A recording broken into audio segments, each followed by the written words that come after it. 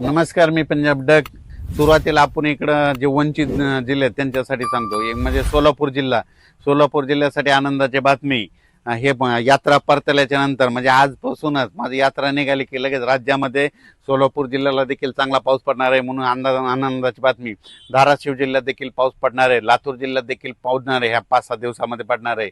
त्याच्यानंतर बीड जिल्ह्यात देखील पडणार आहे, अहिल्यानगरकडे देखील पडणार आहे, पुणे इंदापूर त्या भागात देखील असणार आहे, इकडं नांदेडकडे देखील असणार आहे, यवतमाळकडे देखील पडणार आहे, हिंगोलीकडे असणार आहे, वाशिमकडे देखील पडणार आहे, जालना जिल्हा, संभाजीनगर जिल्हा, त्याच्यानंतर जळगाव जिल्हा, बुलढाणा जिल्हा, अकोला जिल्हा, अमरावती जिल्हा, वाशिम जिल्हा, ह्या जिल्ह्यात देखील आता म्हणजे ह्या जवळपास 4 ऑगस्टपर्यंत चांगला पाऊस पडणार आहे म्हणून हा अंदाज लक्षात यायचा.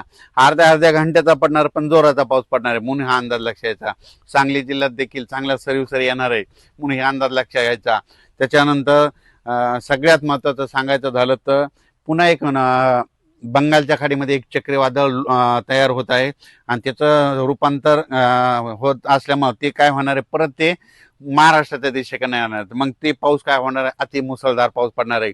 चंद्रपूर, नागपूर, वर्धा, भंडारा, यवतमाळ, अमरावती, त्याच्यानंतर नागपूर इकडं, त्याच्यानंतर इकडं जळगावकडे जाईन, पुन्हा इंदोर, भुवनेश्वर, इंदोरकडे जाणार आहे, बुरामपूरकडे तसं जात जात पुन्हा इकडं नाशिककडे जाणार आहे, पुन्हा नंदुरबारला मुसळधार पाऊस पडणार आहे. असं करत करत ते पाऊस पुन्हा नाशिक एरियाकडे वळणार आहे, सुरतकडे जाणार आहे, गुजरातकडे पडणार आहे. त्याच्यामुळे काय होणार आहे, परत नाशिककडे पाऊस पडणार आहे. त्याच्यामुळे परत पुन्हा एकदा नद्याला पाणी वाढणार आहे. जे धरण क्षेत्राचा कॅचमेंट एरिया त्यामध्ये पाऊस येणार आहे म्हणून त्यासाठी आनंदाची बातमी. म्हणजे सांगायचं झालं तर आणखीन जवळपास 4 ऑगस्टपर्यंत राज्यात बऱ्याच भागामध्ये पाऊस पडणार आहे म्हणून हे अंदाज सर्व शेतकऱ्यांना लक्षात यायचा. अर्ध्या तासाचा पडणार आहे पण जोरदार पडणार आहे म्हणून हे अंदाज सविस्तर लक्षात घ्यायचा. तर माझा परभणी जिल्हा म्हणून परभणी जिल्ह्यात देखील आज दुपारनंतर, आज 25 तारखेला देखील दुपारनंतर चांगला वेगवेगळ्या भागात जोराचा पाऊस पडणार आहे म्हणून परभणीकरांसाठी आनंदाची बातमी. त्याच्यानंतर इकडं नाशिक जिल्ह्यामध्ये त्र्यंबकेश्वर, नंदुरबार जिल्हा, धुळे जिल्हा त्या पट्ट्यामध्ये देखील आता जवळपास 4 ऑगस्टपर्यंत पावसाचा दौर असणार आहे म्हणून अंदाज लक्षात यायचा. मुंबईकडे चालूच राहणार आहे, त्याच्यानंतर इकडे इगतपुरीकडे चालू राहणार आहे, इकडे पुणे, कोपरगाव, शिर्डी ह्या परिसरात देखील पाऊस असणार आहे. त्याच्यानंतर उजर, अकोले, संगमनेर तिकडे पाऊस पडणार आहे, पुण्याकडे पडणार आहे म्हणून. आणि त्याच्यानंतर घाटमाथा, कोकणपट्टी हे देखील पाऊस पडणार आहे म्हणून हा अंदाज सर्व शेतकऱ्यांनी लक्षात यायचा. तेलंगणात आणि कर्नाटक तिकडल्या भागात देखील त्या राज्यात देखील पाऊस पडणार आहे, पण त्याच्यात सगळ्यात जास्त पाऊस इकडे आपल्या महाराष्ट्राच्या पलीकडे गुजरात आहे. गुजरातमध्ये सुरत, अहमदाबाद, बडोदा त्या तिकडं मात्र अतिवृष्टी होणार आहे म्हणून त्यांनी अंदाज लक्षायचा.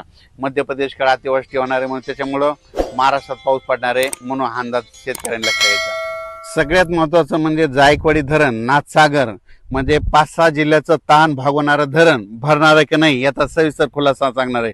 तर राज्यातल्या म्हणजे जायकवाडीचे जे धरण आहे तर जायकवाडी धरणाची आज टक्केवारी तुम्हाला एक सांगू इच्छितो. आज राज्याची टक्केवारी जवळपास आता 41% गेलंय. तर माझा तरी अंदाज आहे ह्या म्हणजे 4 ते 5 दिवसामध्ये 55% जाणार आहे. कसं जाणार आहे आणि शेतकऱ्यासाठी पुन्हा भरणार आहे आणि हे धरण जायकवाडी धरण यावर्षी भरणार आहे त्याचं कारण सांगतो, सविस्तर खुलासा करतो. तर तुम्हाला एक सांगू इच्छितो, जायकवाडी जे धरण आहे, जायकवाडी धरणाचे म्हणजे पाणी कुठून येतंय, एक हरिश्चंद्रगड आहे आणि एक रतनगड आहे बघा. तर तुम्हाला सांगतो हरिश्चंद्र गडामधून आंबी धरण आहे ते भरलेलं आहे, त्या मुळा नदीवरचे धरण आहे. त्याच्यानंतर निळवंडे धरण आहे ते जवळपास भरत आले, त्याच्या खाली मुळा धरण आहे आणि त्याचं पाणी काय होतं राहुरीला येतं, राहुरून नेवाशाकडे येतं आणि ते गोदावरी नदीला लागतं. त्याच्यानंतर रतनगड आहे, रतनगडमध्ये प्रवरा नदी तिथून उगम पावती, तिथं काय होतं भंडारा धरण आहे, ते भंडारदारा देखील भरलं, त्याचं पाणी निळवंडेला येतं, निळवंड्यातून आढळायला येतं, हे आढळा निळवंडे आणि त्याच्या बाजूचे छोटे छोटे सगळे जे धरण आहेत हे सगळे भरलेत आणि त्याचं काय होतं त्याचं पाणी लगेच गोदावरीकडे येतं. त्याच्यामुळं जायकवाडी धरणासाठी पाणी येण्यासाठी खूप चांगलं आहे. त्याच्यानंतर तुम्हाला एक सांगू इच्छितो, इगतपुरी आणि घोटी, इगतपुरी आणि घोटीमध्ये त्याच्या बाजूला कोणतं धरण आहे, एक दारणा धरण आहे, भाम धरण आहे, कडवा धरण आहे, भावली धरण आहे, हे असे त्याच्या पुन्हा छोटे छोटे 1-1, 2-2 TMCचे धरण आहे ते जवळपास सगळे भरले. आणि त्या ते जे दारणा धरण आहे त्याचं पाणी काय होतं तिथं नांदूर मधनेश्वरला येतं, मग नांदूर मधनेश्वरला तिथं गोदावरी नदी आहे, मग त्या तिथं आल्याच्या नंतर ते नांदूर मधनेश्वर भरलेलं आहे आणि नांदूर मधनेश्वरला धरणाला पाणी कुठे येतं त्र्यंबकेश्वरला येतं. त्र्यंबकेश्वर मग तिथं गोदावरीचं उगम स्थान आहे. मग ते त्र्यंबकेश्वरला काय झालं की त्या ठिकाणी गंगापूरचं धरण आहे. ते गंगापूरचं धरण जवळपास आता भरलेलं आहे. आता त्याचं पाणी नाशिककडे येतं, नाशिकमधून नांदूर मधनेश्वरला येतं. आणि विशेष म्हणजे हे सगळं पाणी गोदावरी नदीकडे येत असतं. पण येत असताना काय होईल तुम्हाला एक सांगू इच्छितो की येत असताना आता सध्या आणखीन आज 25 तारखेला 26 तारखेला नाशिककडं आणि त्या त्र्यंबकेश्वर भागात निफाडकडं त्या परिसरामध्ये आणखीन असाच पाऊस चालू आहे. आणि तुम्हाला सांगू इच्छितो नांदूर मधनेश्वर मधून जवळपास 50 ते 60 हजार क्युसेसनं पाणी येत असल्यामुळं आता हे जायकवाडी धरण आहे हे 41% झालंय. मी कालच म्हणलं होतं ना आजच्या वेळेपर्यंत 42% होईल, तर आता हे 42 आता दुपारपर्यंत होईल. मग त्याच्यानंतर ह्या पावसामध्ये माझा तरी अंदाज आहे 55 ते 56% जाणार आहे. पण त्याच्यानंतर काय होणार आहे, ऑगस्टमध्ये परत एकदा असाच पाऊस येणार आहे, त्याच्यामध्ये ते जवळपास 80% जाणार आहे. आणि सप्टेंबरमध्ये मात्र ते संपूर्ण जायकवाडी धरण भरून जाणार आहे.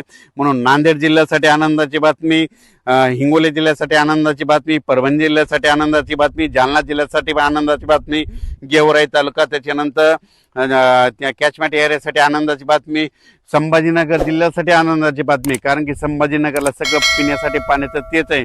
म्हणजे ह्या 5-6 मराठवाड्याची तहान भागवणारं धरण ते भरणार आहे. म्हणून शेतकऱ्यासाठी सर्वप्रथम ही आनंदाची बातमी. कसं भरणार आहे हे तुम्हाला डिटेल दिलं. कारण की सगळ्या ज्या प्रवारा जी नदी आहे त्या प्रवारा नदी सगळ्या ज्या नदी आहेत त्याचं पाणी सगळं गोदावरी नदीला येऊन भेटतं. त्याच्यामुळे हे धरण भरणार आहे. म्हणून सर्व शेतकऱ्यासाठी आनंदाची बातमी.